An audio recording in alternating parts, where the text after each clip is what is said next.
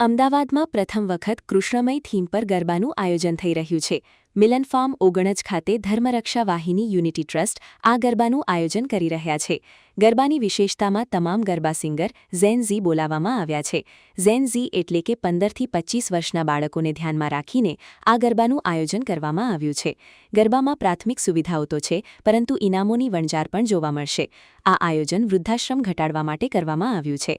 જે ઇન્ફ્લુએન્સર અથવા ક્રિએટર વૃદ્ધાશ્રમ ઘટાડવાના સંદેશ સાથે વિડીયો બનાવશે તેને 9મા નવરતે વિશેષ ભેટ આપવામાં આવશે. યુવાઓ પોતાના માતાપિતા સાથે ગરબા રમશે તો તેમને પણ ઇનામો આપવામાં આવશે.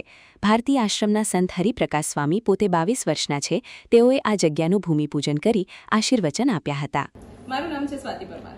બેન, શું આયોજન છે ગરબાનું? અહીંયા તમને ધર્મરક્ષક યુવા વાહિની યુનિટી ફાઉન્ડેશન દ્વારા એક બહુ જ સરસ થીમ આ વર્ષે અમે નક્કી કરેલી છે, કૃષ્ણમય રાસ, જ્યાં તમને કૃષ્ણ ભગવાનને લગતી બધી જ થીમ અહીંયા જોવા મળવાની છે. અને અલગ અલગ અત્યારે જે ટ્રેન્ડમાં ચાલી રહ્યા છે કે ઝેન્ઝી છે, તો અત્યારે મતલબ જ્યાં પણ આપણે જોઈએ તો ટ્રેન્ડિંગમાં ઝેન્ઝીની હોય છે. હમણાં લાસ્ટ તમે જોયું કે જે મતલબ સંગઠન હતું એમાં પણ ઝેન્ઝી જ હતું. તો અહીંયા પણ કેવું છે કે ઝેન્ઝી લોકો એના મમ્મી પપ્પાને લઈને આવશે તો આપણે એક અલગ જ પ્રાઇસ ડિસ્ટ્રીબ્યુશન રાખ્યું છે. આપણે લોકો રેગ્યુલર જે વેલ ડ્રેસ છે કે જે સારું પ્લે કરી રહ્યા છે એમને તો પ્રાઇઝ આપવાના જ છીએ, પણ જે લોકો ઝેન્ઝી એના મમ્મી પપ્પાને લઈને આવશે એમને પણ આપણે પ્રાઇઝ આપવાના છે.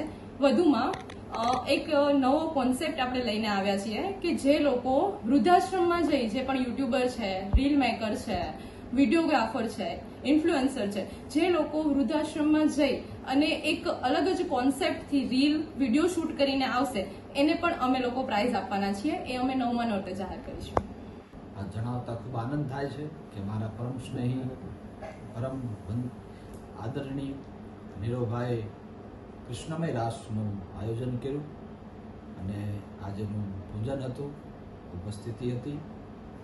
બહુ સરસ કાર્ય અને સરસ વિચારોથી કૃષ્ણમય રાસ કરવાની ઈચ્છા વ્યક્ત કરી મને જણાવવામાં આવ્યું. ખૂબ આનંદિત થયો.